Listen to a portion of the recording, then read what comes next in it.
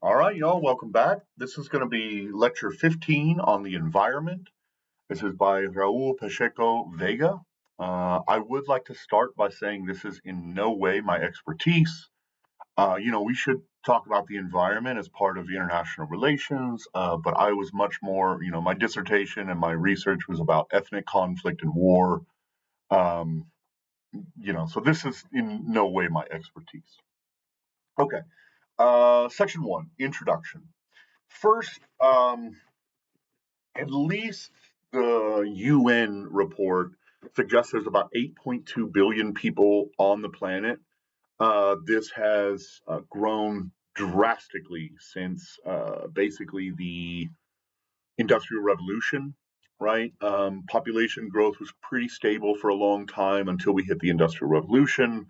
Some of the longevity discoveries we found through medicine, obviously vaccines, these sorts of things have extended human life quite dramatically, but we've also seen just a massive growth in population.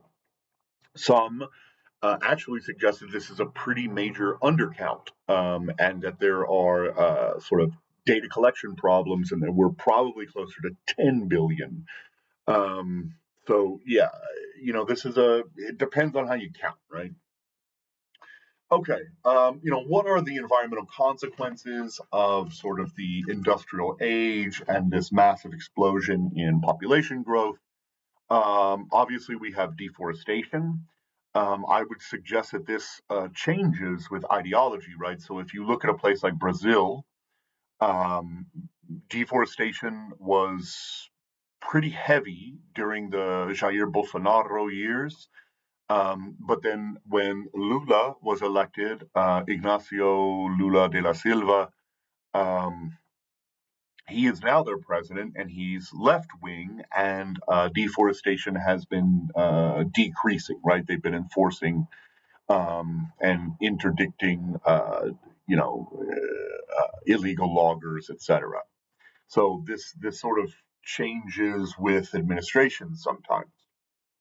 Uh, we also have extinctions, right? So some uh, biological scientists are actually saying that we are in a new extinction event, a new mass extinction event, um, where we are seeing hundreds, maybe thousands of species go extinct over the last few decades.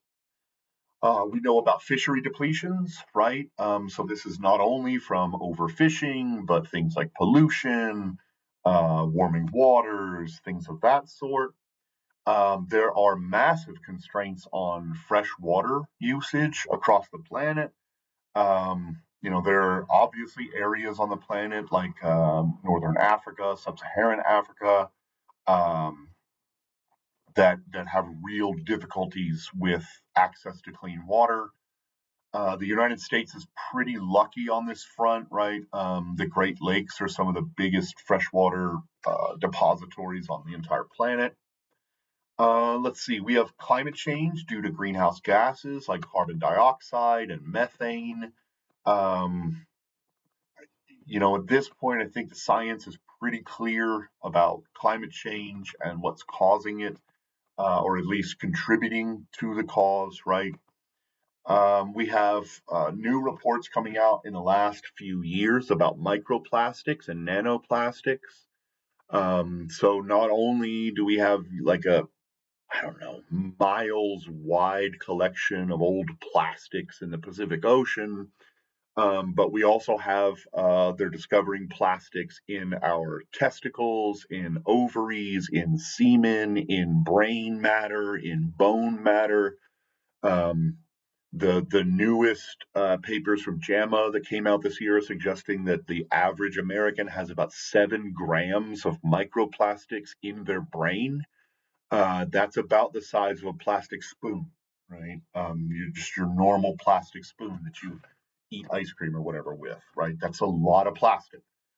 And we are just discovering this sort of thing, so we don't really understand yet what the consequences are, long term, physical, etc. Uh, we know we have rising sea levels and stronger storms. So If you look at places like Virginia or the Chesapeake Bay, places like that, like islands are literally disappearing. Um, many island nations are very concerned about this in the future.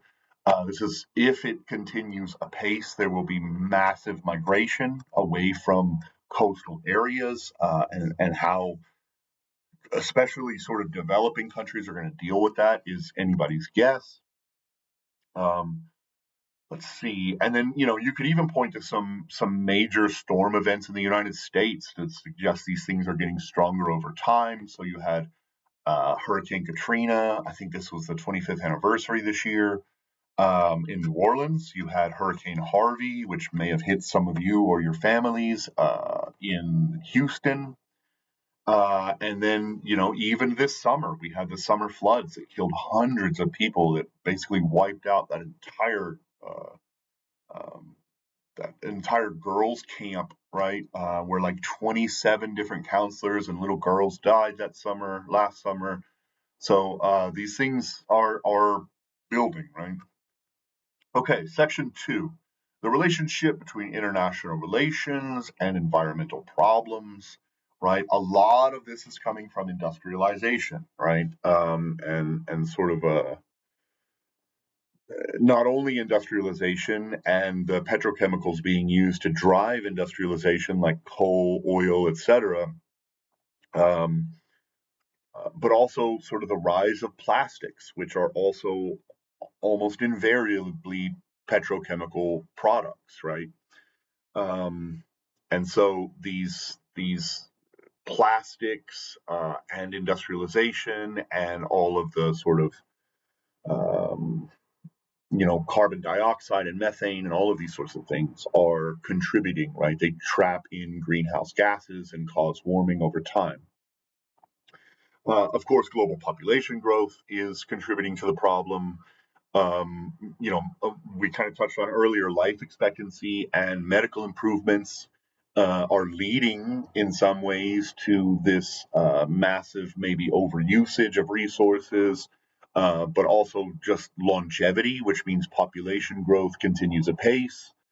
Um, things like vaccines, especially, have saved billions of lives over the last 100 years or so. Um, let's see.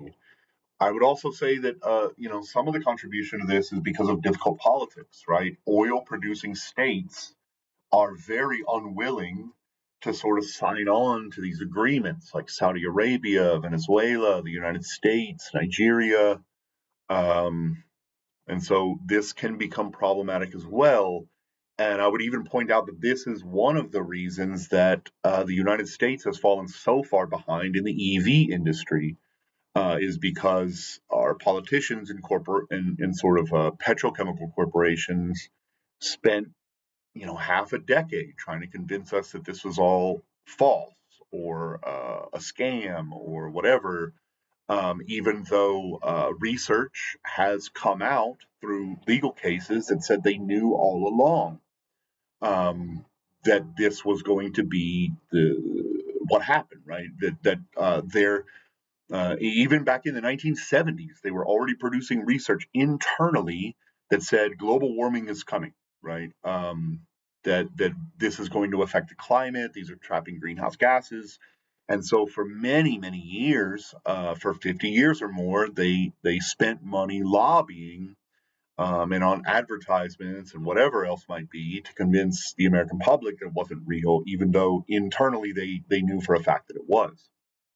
Um, and so China, which is not an oil producing state, they have a little bit, but not much. They jumped on the game really early and said, look, we know this is coming, the science is there. And so we're going to invest strategically in EVs and batteries. And this is why companies like BD um, are producing, a wonderful, long-lasting $7,000 electric vehicle. And so you find them all across the planet, basically, except for the United States, which has banned their technology here so that we can protect our own industries. But companies like Tesla, who are selling $70,000 EVs, could never really compete with BD if the market was opened up. So we have fallen pretty far behind on this. And that, not to say that China's good at everything, but this is one of the areas where they really they invested well. They were very strategic about, and this is kind of one of the bright spots in their economy at the moment.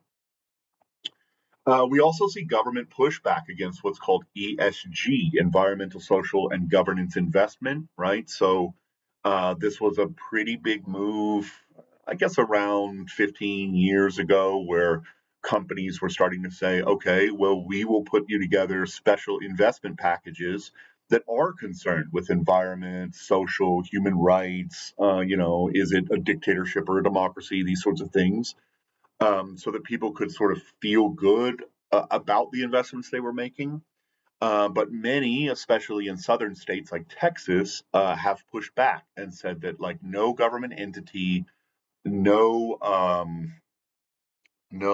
what do they call that? Like retirement accounts for public schools, they're not allowed to invest in ESG or even companies that provide ESG options, right? And so this has been, yet another pushback against this idea. Lastly, I guess the latest meeting was the Paris Accords. It was meant to limit carbon usage. They actually put limits on states and whatever. They limited their goal is to limit the temperature rise to less than 2 degrees Celsius. Most climate scientists say we need less than 1.5 degrees Celsius, but it's not looking good for even 2 degrees, right? It looks like we're probably going to surpass that point.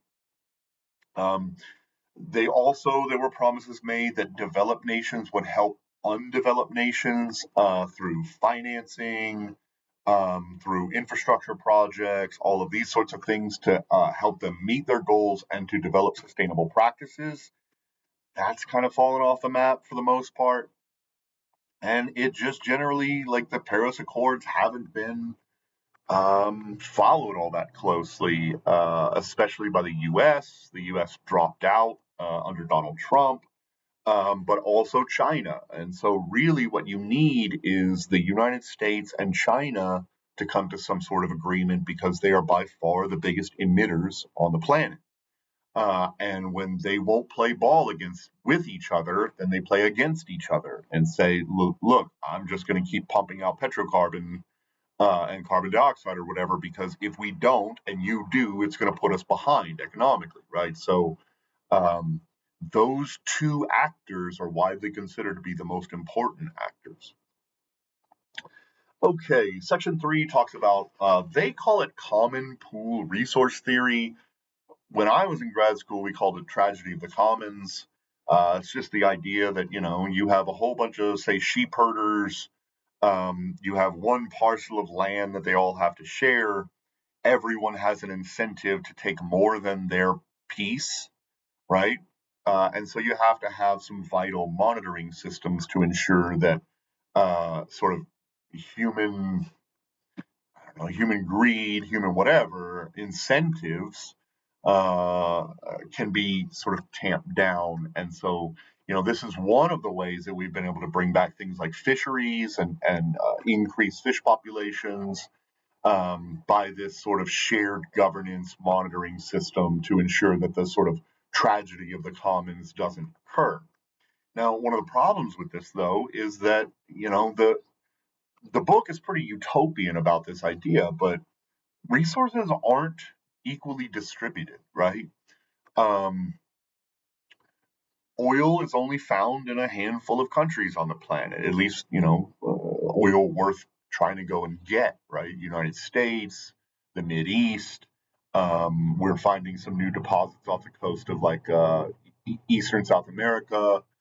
But not every country has oil. Not every country has trees. Not every country has even, fresh water, these sorts of things. And so this sort of utopian idea about everybody should just share all the resources, it's really difficult to implement in reality, right?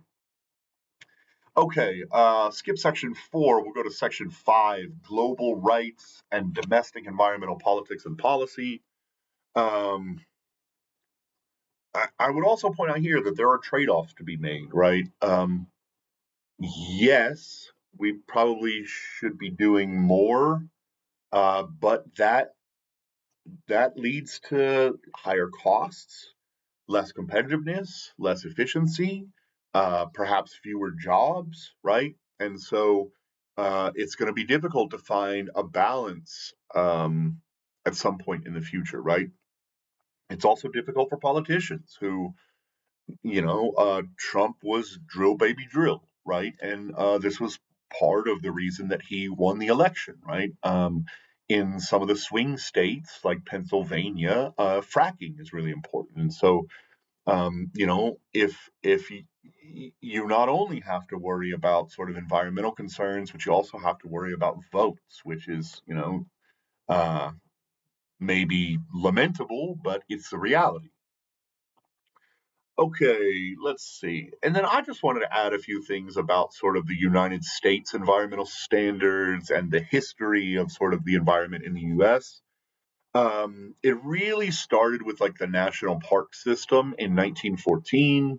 This environmentalist named John Muir, Muir, really started to kickstart this process. And then Teddy Roosevelt signed the Federal Lands Act or the National Park System Act in 1914, which puts aside federal land and says, we need to protect this and at least have some parts of our environment be monitored and protected. Uh, the Great Depression and sort of pushback against, you know, unfettered capitalism, I guess you would call it, kind of led to a lot of movements, not only with environmental protections, but also labor laws, limits on the number of hours you can work, child labor laws, all these sorts of things. In the 1970s, Richard Nixon, who was a Republican, pushed through the Environmental Protection Agency, created the EPA, and also passed what's known as the Clean Water and Clean Air Acts in the early 1970s.